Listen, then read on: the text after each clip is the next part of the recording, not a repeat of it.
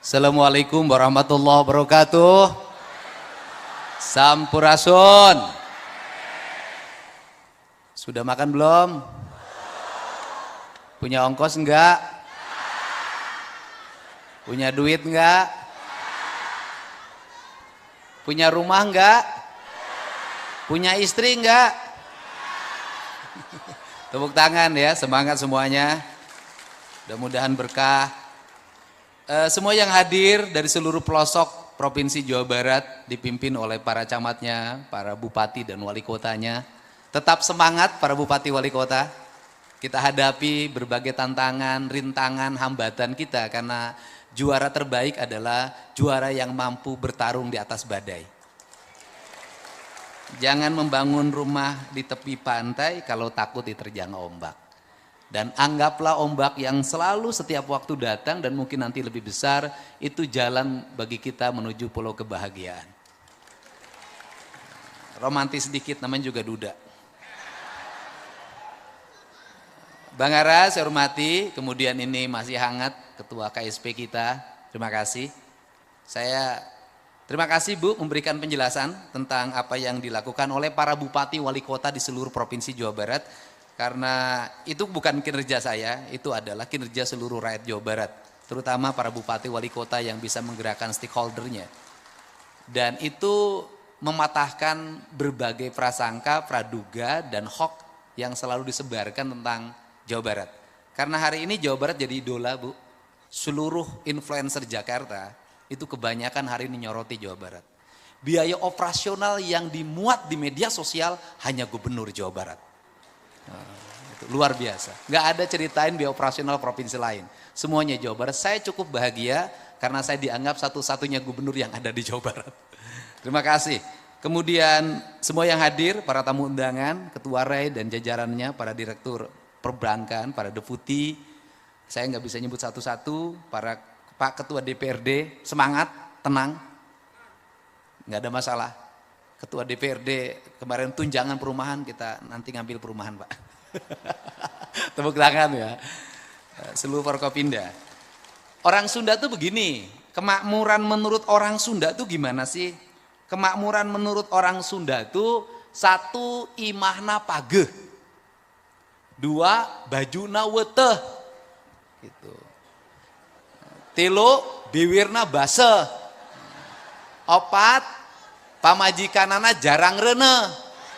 Yang kelima, barijeng dikereye. Sederhana. Pak Rektor ITB, terima kasih Rektor Unpad. Jadi bagi orang Jawa Barat, kepemilikan rumah itu yang pertama. Rumah itu yang pertama. Jadi imahna pageh heula. Baru setelah imah pageh itu baju weteh. Jadi jangan dulu kredit baju kalau belum punya rumah. Jangan dulu kredit mobil kalau belum punya rumah. Jangan dulu kredit motor kalau belum punya rumah. Mulailah dari rumah. Maka lagunya adalah rumah kita sendiri dalam ajaran Islam. Baiti zanati. Surga itu ada di rumah. Ya kan? Ya ada isinya yang Sukma Ayu. Saya ada rumahnya ada beberapa tapi istri nggak punya. Siapa yang mau isi rumah saya dipersilahkan. Nah itu rumah dulu. Nah sekarang kemudian baru bajunya wete. Setelah bajunya wete baru bibirna base. Apa artinya menikah? Kemudian setelah itu ingat setelah menikah. Istrinya harus berkabe. Ya kan? Jarang rene. Barijeng dikerei tapi suaminya normal. Ya kan, normal tapi tidak beranak terus. Jangan sekali cos jadi. Kan ngomongnya harus begitu. Nah, problem hari ini, saya ngomong tentang kemiskinan, saya ini tukang keliling.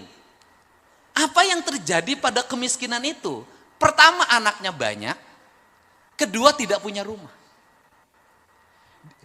Di rumah yang sempit itu saya sudah menemukan berapa kasus.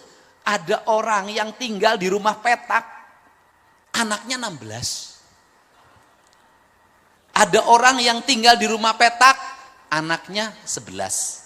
Ada anak yang tinggal di rumah petak, anaknya 24. Dan anehnya adalah orang yang punya duit itu susah punya anak. Walaupun istrinya banyak, nggak mau beranak. Yang nakal-nakal itu kan istrinya banyak, tapi nggak ada yang anak satupun tuh jadi. Tapi orang-orang nggak berpunya atau prasejahtera itu mudah punya anak. Anak orang kaya susah makannya, harus cari dokter gizi, dicekok dulu. Anak orang miskin pengen makan terus, itu hawanya beda. Jadi hawa orang kaya itu kenyang terus, hawa orang miskin lapar terus. Nah ini kan yang terjadi seperti itu. Nah sehingga negara kan harus nyelesain problem kemiskinan. Negara harus membangun pertumbuhan. Saya sampai sekarang otak saya tetap walaupun nggak pernah sekolah statistik. Saya selalu mengatakan kalau ingin membangun kemakmuran rakyat itu jangan dulu ngomong pendekatan peningkatan pendapatan rakyat. Jangan. Yang harus dilakukan negara itu adalah ngomong bagaimana rakyat keluar duitnya sedikit. Karena saya punya pengalaman sebagai orang desa, ibu saya anaknya 9, kok saya bisa sekolah sih sampai sarjana 9-9-nya? Kok makannya cukup? Kenapa? Karena ibu-ibu kita dulu berhasil memanage rumah tangga dengan sedikit pengeluaran. Yang penting punya beras sama garam, itu udah tenang hidupnya. Sekarang nggak bisa, nggak punya kuota nggak tenang. Gitu loh. Nggak bisa jalan-jalan malam hari, nggak tenang. Ini problem apa sih yang terjadi pada masyarakat Indonesia hari ini, pada masyarakat Jawa Barat? Yang terjadi adalah kajenting tekor asal sohor. Problemnya apa? Kelas menengah bawah ini ingin bergaya seperti tetangganya yang agak atas. Apa yang terjadi? Pinjem. Untuk itu makanya tidak boleh para pejabat memperlihatkan, memposting sesuatu yang tidak terjangkau oleh rakyatnya. Gak boleh. Misalnya cerita, ini saya lagi belanja di Singapura. Gak boleh. Karena pejabat, walaupun duit sendiri. Oh ini saya lagi makan keluarga di rumah makan ini. Itu menimbulkan obsesi. Membuat mereka ingin seperti apa yang dalam video itu. Anaknya, akhirnya hari ini banyak orang kelas menengah bawah tidak masak di rumah, makannya di rumah makan. Nah sehingga akses yang harus dibuka oleh negara hari ini adalah pertama bagaimana rakyat mendapat akses pendidikan. Makanya saya fokus sejak awal memimpin infrastruktur sekolah, SD, SMP, SMA, dan SMK adalah keharusan negara. Makanya saya berani membuka ruang kelas sampai 50. Ini yang penting. Nah, itu yang kedua, mendekatkan siswa pada akses pendidikan. Kenapa? Biaya ongkos mahal, sekolah gratis nggak ada masalah, tapi ongkosnya 30.000.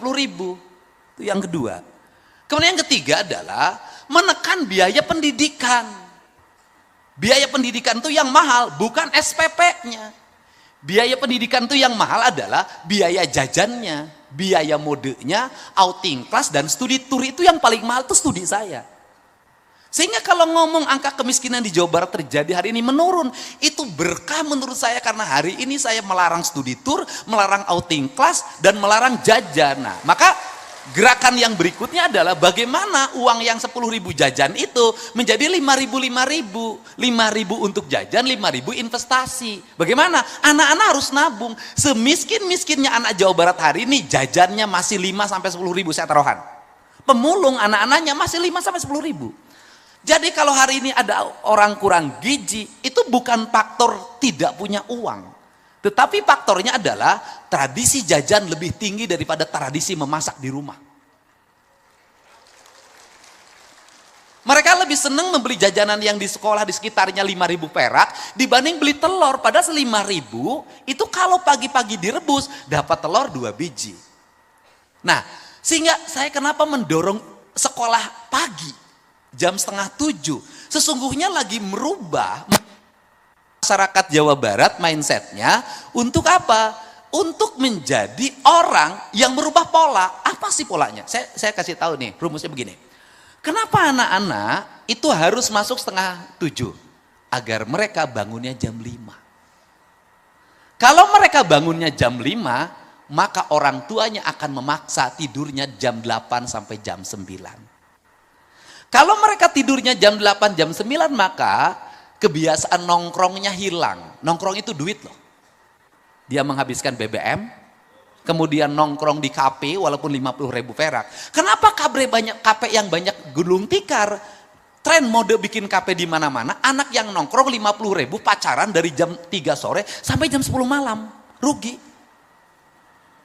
Ya kita ngalamin begitu juga. Kalau yang punya duit enggak mau kelihatan umum, ngeluar duitnya banyak.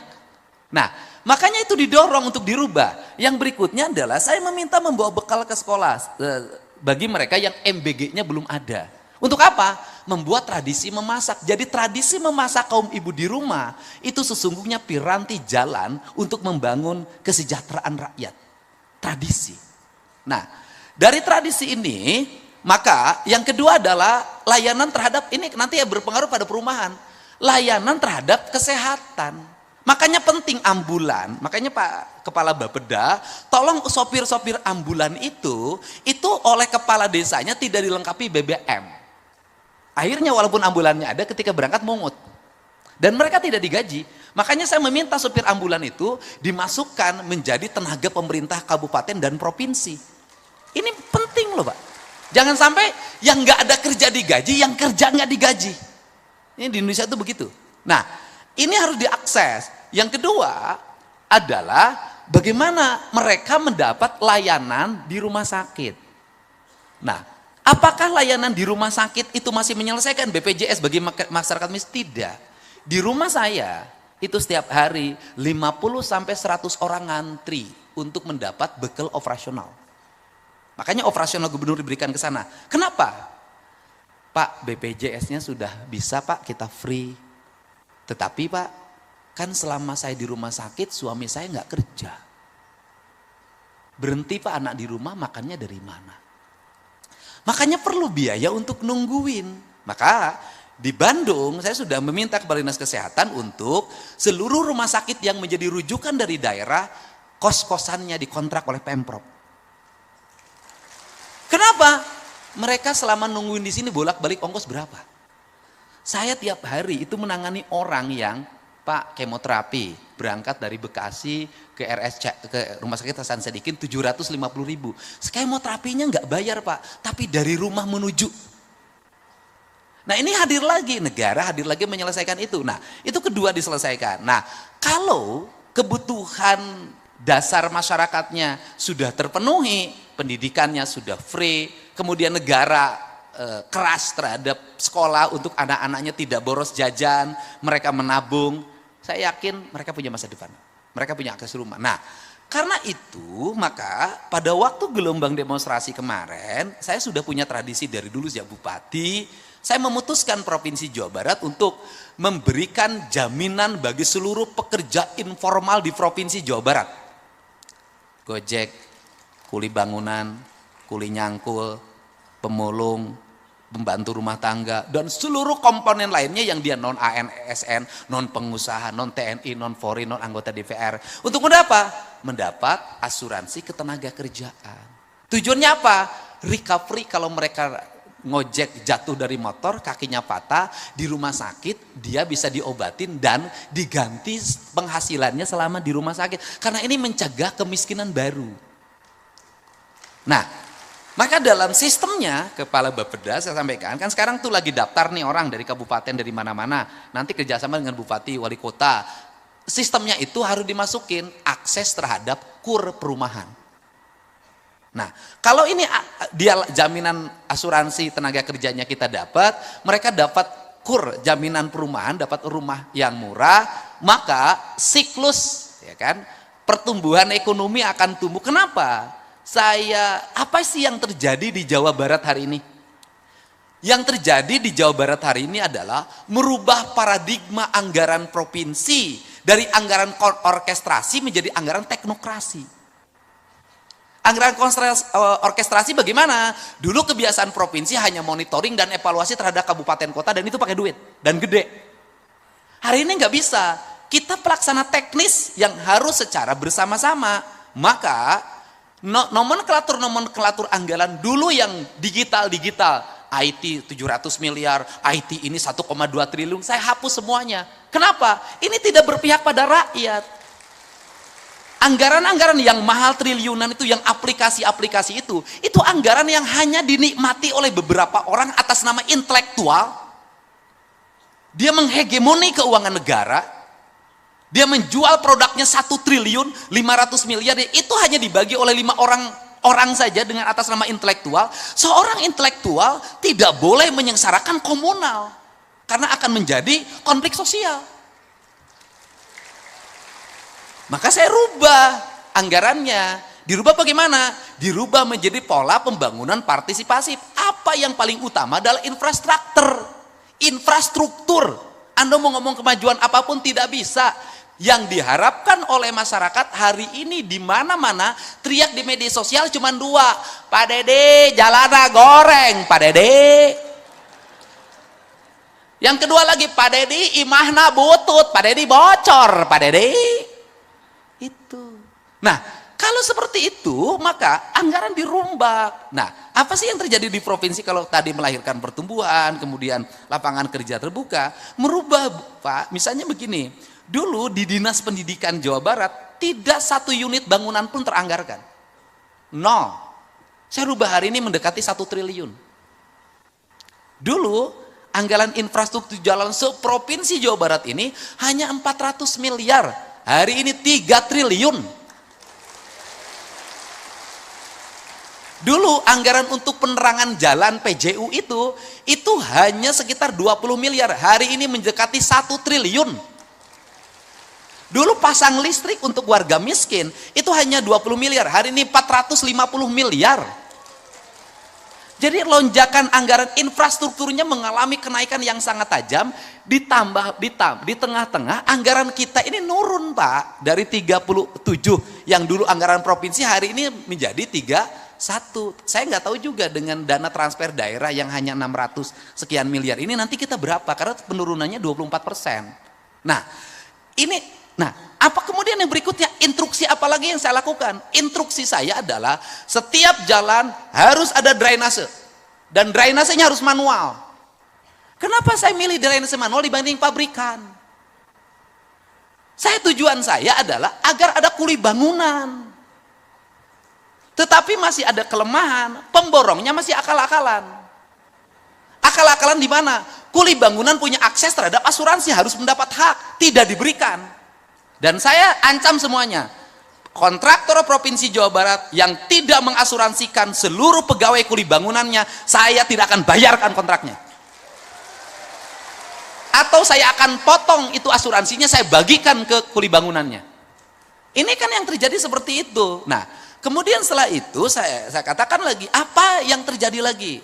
Saya ngomong tentang ketidakadilan. Ini kan kurangnya gubernur dan bupati mengorkestrasi perumahan. Kan yang selalu menjadi tuduhan adalah termasuk saya yang dituduh gitu kan. Saya ketemu Pak Ara saja, acara baru sekarang. Itu pun saya mau datang tujuannya memberikan bantuan rumah rakyat miskin untuk warga yang dipelopori oleh Yayasan Buddha Suci. Tapi postingannya kan saya mendapat aliran dana gratifikasi. Yang punya rumah bagus Pak Ara yang dituduh saya.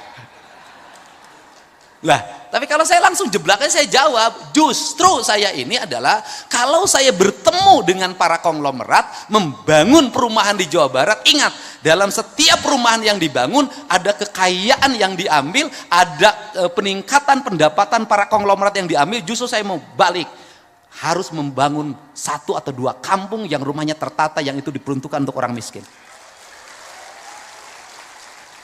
Ini kesalahan dulu apa sih? Kesalahan dulu para pejabatnya sibuk terima duit. Dari pembebasan, udahlah, dari izin segala macam, nggak mikirin ini orang digusur mau dikemanain. Saya mikirnya bukan itu hari ini. Saya berikan contoh. Di daerah Bekasi, di daerah Karawang, pertumbuhan rumah elitnya tinggi banget, luar biasa. Tapi di depan rumahnya, rumah kumuh, warung-warung kumuh berjejer. Dan itu dibiarkan, sampah bertumpuk. Saya tadi pagi ketemu Bupati Karawang, saya turunin alat berat, saya bersihkan seluruh bangunan itu. Kemudian setelah itu apa yang kita lakukan? Bupati Karawang sepakat, siapkan dana 40 juta per rumah, kita bangun rumah-rumah mereka, nggak boleh lagi di sini. Maka anggaran bantuan perumahan di provinsi hari ini kan sudah 40 juta.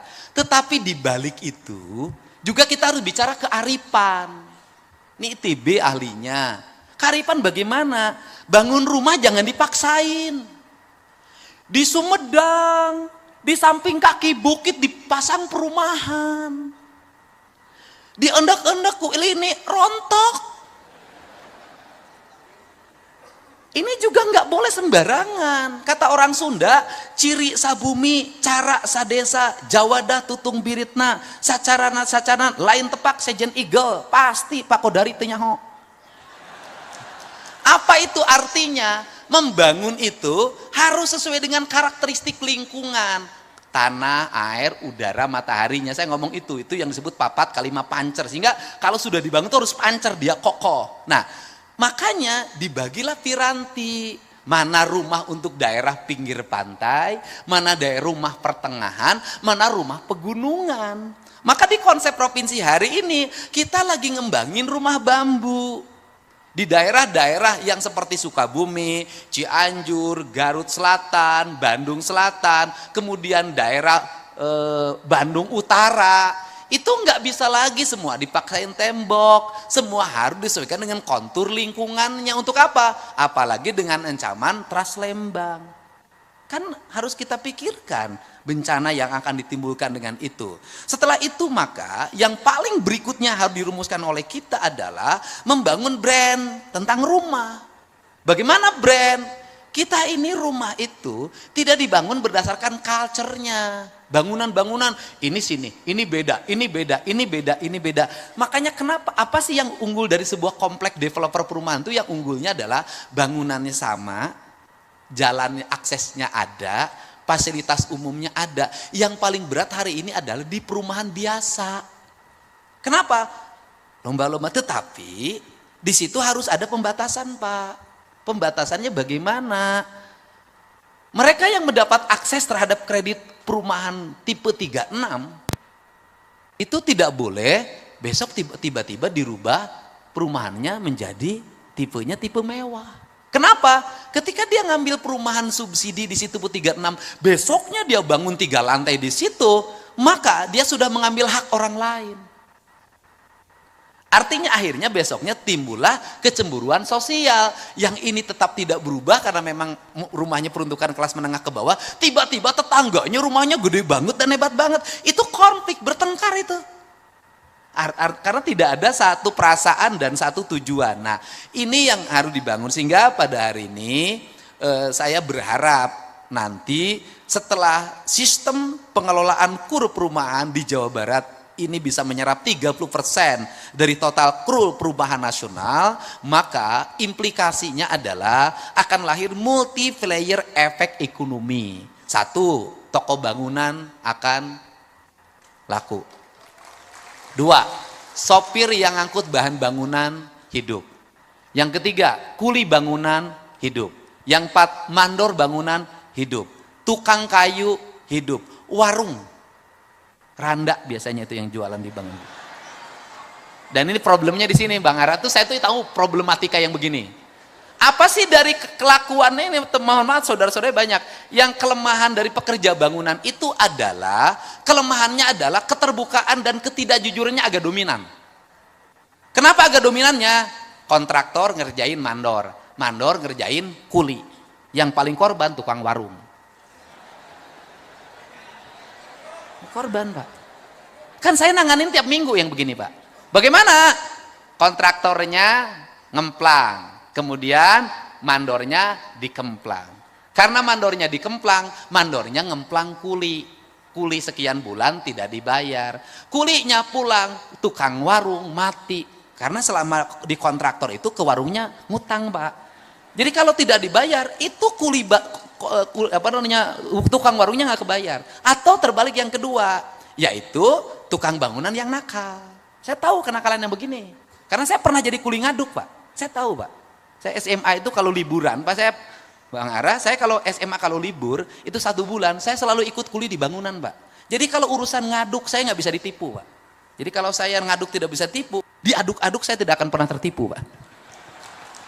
Nah, Bagaimana? Yaitu selama di kuli bangunan pacaran sama yang punya warung. Ini kan liku-liku kehidupan, Pak.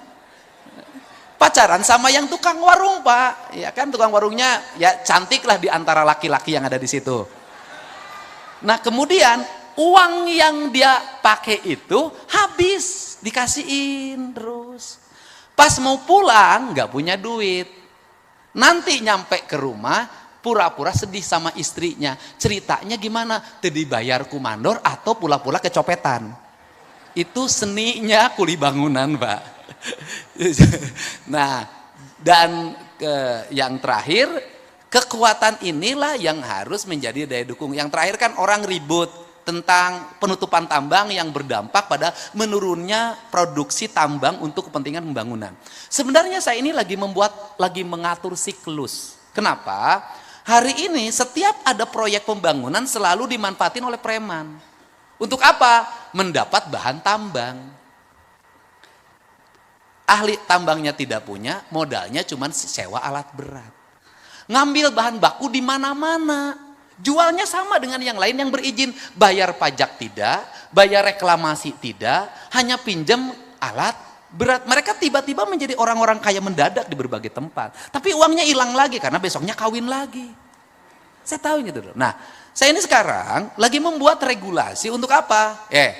Pembangunan yang di sini, sumber tambangnya dari sini. Tambang di sini yang digeser, setelah tambang apa yang dilakukan. Kemudian ini dengan ini MOU, langsung tidak lagi pakai pihak orang. Kamu kebutuhan tambangnya sekian juta kubik, dipenuhi dari sini, kamu fokus aja melayani ini kontrak. Untuk apa? Mendapat kepastian subsidi, supply, dan tidak mahal. Dan tidak lagi ada calo di sini. Kenapa? Karena bahan bangunan tuh dicaloin. Saya tahu kalau lagi ada proyek pembangunan di sini, maka toko-toko preman di situ ngambil semua. Pasir dari saya, batu dari saya, koral dari saya, semua dari saya. Dan si kontraktor harus tunduk, atau pengembang atau pengusaha harus tunduk pada dia. Akhirnya dia mendapat bahan baku, satu, dikurangi volumenya, dua, harganya dimahalkan, kalau enggak diganggu.